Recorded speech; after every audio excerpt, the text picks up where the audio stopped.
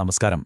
ഇന്നത്തെ നമ്മുടെ ഒരു സംസാരത്തിൽ നമ്മൾ മനസ്സിലാക്കാൻ പോകുന്നത് സ്ത്രീകളുടെ ആരോഗ്യവുമായി ബന്ധപ്പെട്ട, എന്നാൽ പലപ്പോഴും നമ്മൾ പുറത്തു പറയാൻ മടിക്കുന്ന വളരെ പ്രധാനപ്പെട്ട ഒരു വിഷയമാണ് ഡിസ്പാരൂണിയ, അതായത് ലൈംഗിക ബന്ധത്തിൽ ഉണ്ടാകുന്ന വേദന. നോക്കൂ, ഇതൊരു സുരക്ഷിതമായ ഇടമാണ്.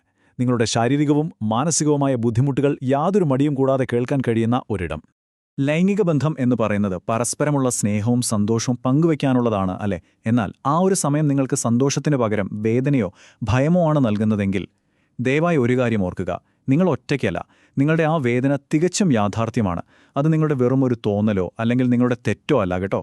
സ്ത്രീകളുടെ ആരോഗ്യത്തെക്കുറിച്ച് ഇതുപോലെ വളരെ ലളിതവും കൃത്യവുമായ കാര്യങ്ങൾ നമ്മൾ തുടർന്നും സംസാരിക്കുന്നതാണ്. ഇത്തരം വിഷയങ്ങൾ വിശ്വസിച്ച് കേൾക്കാൻ താൽപ്പര്യമുണ്ടെങ്കിൽ ദയവായി ഈ ചാനൽ സബ്സ്ക്രൈബ് ചെയ്യുക. നമുക്കൊരുമിച്ച് കാര്യങ്ങൾ മനസ്സിലാക്കാം. ശരി, നമുക്ക് ഈ വിഷയത്തിലേക്ക് കടക്കാം.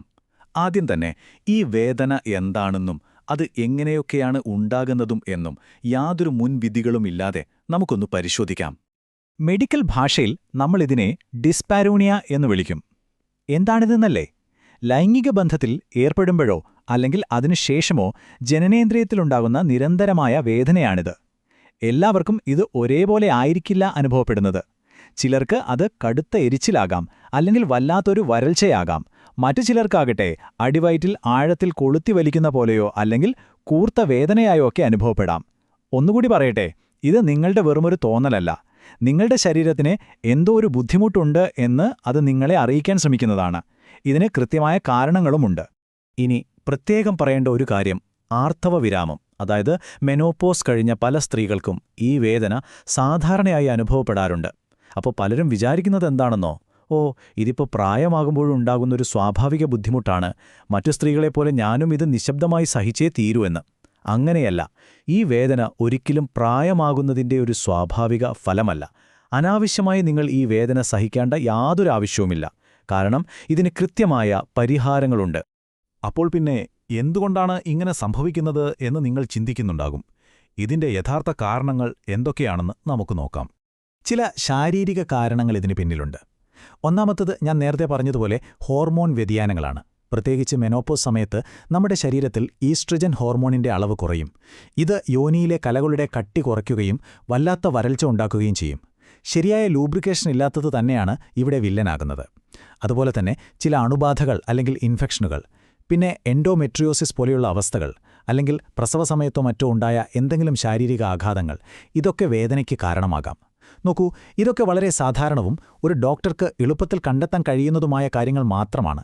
ഇതിനെക്കുറിച്ചോർത്ത് നിങ്ങൾ ഒട്ടും ആശങ്കപ്പെടേണ്ടതില്ല. ശാരീരിക കാരണങ്ങൾ നമ്മൾ കണ്ടല്ലോ. എന്നാൽ അതുമാത്രമല്ല, വളരെ പ്രധാനപ്പെട്ട മറ്റൊരു വശം കൂടിയുണ്ട്: നമ്മുടെ മാനസികാവസ്ഥ. മുൻകാലങ്ങളിലുണ്ടായ എന്തെങ്കിലും മോശം അനുഭവങ്ങൾ മൂലമുള്ള ഭയമോ അല്ലെങ്കിൽ അമിതമായ മാനസിക സമ്മർദ്ദമോ ഉത്കണ്ഠയോ ഒക്കെ ഉണ്ടെങ്കിൽ എന്ത് സംഭവിക്കുമെന്നോ, അത് നമ്മുടെ യോനിപേശികളെ നമ്മളറിയാതെ തന്നെ മുറുക്കും. അങ്ങനെ വരുമ്പോൾ അത് വലിയ വേദനയ്ക്ക് കാരണമാകും. അതുകൊണ്ട് വൈകാരികമായ ഇത്തരം സമ്മർദ്ദങ്ങളും ഈ വേദനയ്ക്കുള്ള ഒരു യഥാർത്ഥ കാരണം തന്നെയാണ്. നമ്മുടെ ശരീരവും മനസ്സും തമ്മിൽ എപ്പോഴും വളരെ അടുത്ത ബന്ധമുണ്ടെന്ന് നമ്മൾ എപ്പോഴും ഓർക്കണം കേട്ടോ. ഇനിയിപ്പോൾ ഈ പ്രശ്നവുമായി ഒരു ഡോക്ടറെ കാണാൻ പോകുമ്പോൾ എന്തൊക്കെയാണ് സംഭവിക്കുക എന്ന് നോക്കാം. പരിശോധനകളെക്കുറിച്ചോർത്ത് പലർക്കും വലിയ ടെൻഷനായിരിക്കുമല്ലേ? നമുക്ക് അതിനെക്കുറിച്ച് മനസ്സിലാക്കാം. ഡോക്ടറെ കാണുമ്പോൾ ആദ്യം തന്നെ ഡോക്ടർ ചെയ്യുന്നതെന്താണെന്നോ, നിങ്ങളുടെ ബുദ്ധിമുട്ടുകളെക്കുറിച്ച് വളരെ അനുഭാവപൂർവ്വം നിങ്ങളോട് ചോദിച്ചറിയും. അതിനുശേഷം വളരെ ചെറിയൊരു പരിശോധനയുണ്ടാകും. നമ്മളതിനെ പെൽവിക് പരിശോധന എന്ന് പറയും. അതായത് യോനിയിൽ എന്തെങ്കിലും അണുബാധയുണ്ടോ അല്ലെങ്കിൽ മറ്റു മുറിവുകൾ എന്തെങ്കിലും ഉണ്ടോ എന്ന് ഡോക്ടർ വളരെ മൃദുവായി പരിശോധിക്കും. സത്യം പറയട്ടെ, ഈ പരിശോധനയെക്കുറിച്ചോർത്ത് നിങ്ങൾ ഒട്ടും ഭയപ്പെടേണ്ടതില്ല. നിങ്ങളെ സഹായിക്കാൻ മാത്രമാണല്ലോ ഡോക്ടർമാർ ശ്രമിക്കുന്നത്. ഇനി ചിലപ്പോൾ ഡോക്ടർ ഒരു അൾട്രാസൗണ്ട് സ്കാൻ കൂടി ചെയ്യാൻ പറഞ്ഞേക്കാം. ശരീരത്തിനുള്ളിലെ മാറ്റങ്ങൾ, പ്രത്യേകിച്ച് നേരത്തെ പറഞ്ഞ എൻഡോമെട്രിയോസിസ് പോലെയുള്ള അവസ്ഥകളുണ്ടോ എന്ന് വ്യക്തമായി മനസ്സിലാക്കാൻ വേണ്ടിയാണിത്.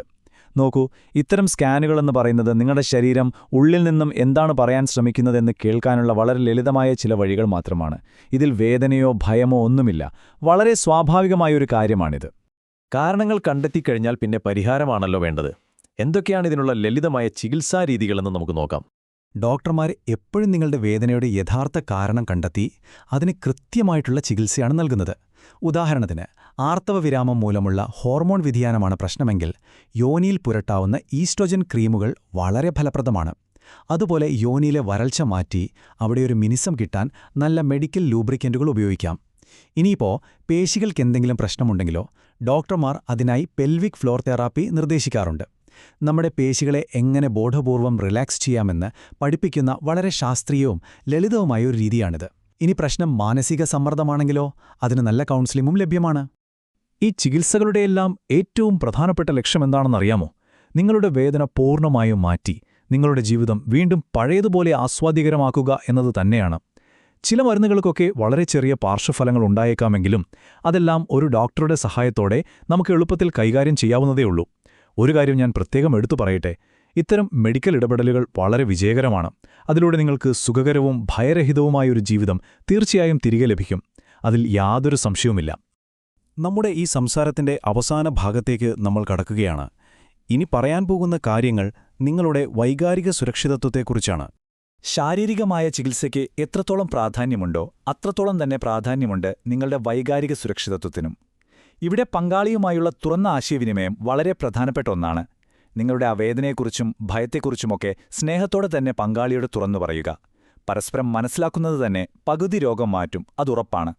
ഓർക്കുക, നിങ്ങളുടെ മാനസികവും വൈകാരികവുമായ ആരോഗ്യം വളരെ വിലപ്പെട്ടതാണ്. ഒരു കാരണവശാലും എനിക്കെന്തോ വലിയ തകരാറുണ്ടെന്നും ഞാൻ ഒന്നിനും കൊള്ളാത്തവളാണെന്നും സ്വയം ചിന്തിച്ച് വിഷമിക്കരുത്.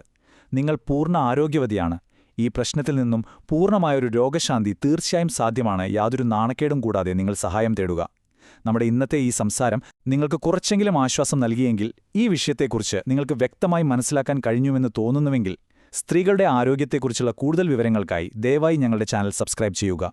ഒടുവിലായൊരു ചോദ്യം മാത്രം നിങ്ങളോട് ചോദിക്കട്ടെ. നിങ്ങളുടെ ജീവിത സന്തോഷം വീണ്ടെടുക്കുന്നതിനും നിങ്ങൾക്ക് തീർച്ചയായും അർഹമായ ആ മെഡിക്കൽ പിന്തുണ തേടുന്നതിനുമുള്ള ആ ആദ്യത്തെ ചെറിയ ചുവടുവയ്പ് നിങ്ങൾ ഇന്ന് തന്നെ എടുക്കില്ലേ? എക്കാലവും ഇങ്ങനെ വേദന സഹിച്ച് ജീവിക്കേണ്ടവളല്ല നിങ്ങൾ. നിങ്ങളെ സഹായിക്കാൻ നല്ല ഡോക്ടർമാരുണ്ട്, മികച്ച ചികിത്സകളുണ്ട്. നിങ്ങളുടെ ശരീരത്തെ സ്നേഹിക്കുക, ആവശ്യമുള്ള സഹായം തേടുക. ഭയമില്ലാത്ത സന്തോഷവും സമാധാനവും നിറഞ്ഞൊരു ജീവിതം നിങ്ങൾ തീർച്ചയായും അർഹിക്കുന്നുണ്ട്. അത് നിങ്ങൾക്ക് ലഭിക്കട്ടെ എന്ന് ആത്മാർത്ഥമായി ആശംസിക്കുന്നു. ഇതുവരെ കേട്ടിരുന്ന എല്ലാവർക്കും ഒത്തിരി സ്നേഹം. നന്ദി.